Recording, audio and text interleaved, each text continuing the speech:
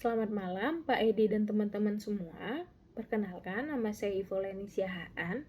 Kali ini saya akan membahas forum terkait the scientific approach and alternative approaches to investigation.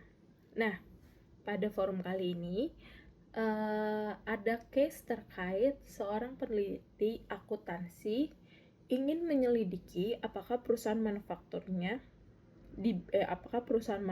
di BI itu melakukan manipulasi laba sebelum melakukan SEO. Nah, pada forum ini disajikan 3 pertanyaan. Langsung saja pertanyaan yang pertama. Bagaimana pendekatan ilmiah membantu meningkatkan validitas penelitian akuntansi? Nah, menurut saya, pendekatan ilmiah meningkatkan validitas akuntansi karena memastikan penelitian itu dilakukan secara objektif.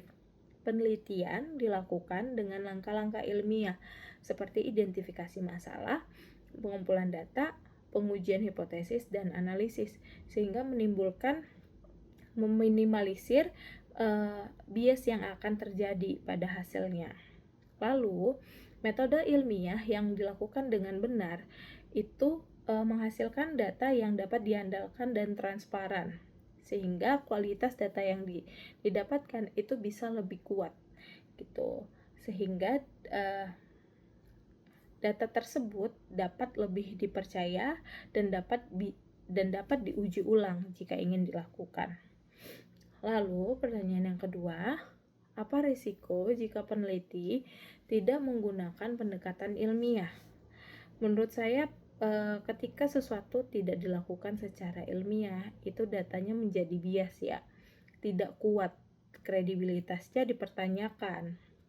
Karena bisa saja itu akan suatu kesimpulan akan ditarik menggunakan asumsi secara pribadi oleh peneliti, sehingga data-data yang diambil juga tidak jelas karena mengikuti asumsi pribadinya.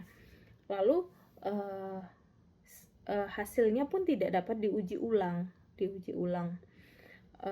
sehingga dalam hal pengambilan keputusan bisa jadi hasil yang digunakan itu menjadi pengambilan keputusan yang salah gitu, khususnya bagi investor maupun bagi pihak manajemen ya gitu.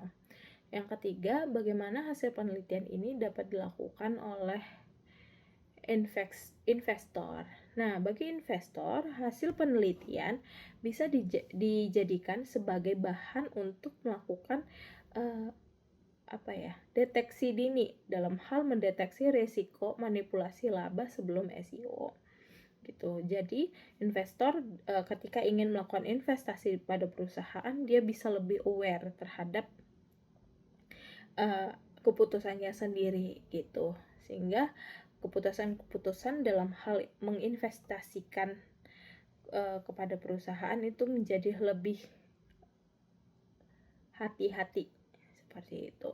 Dan ini juga bisa menjadi penilaian fundamental yang lebih akurat.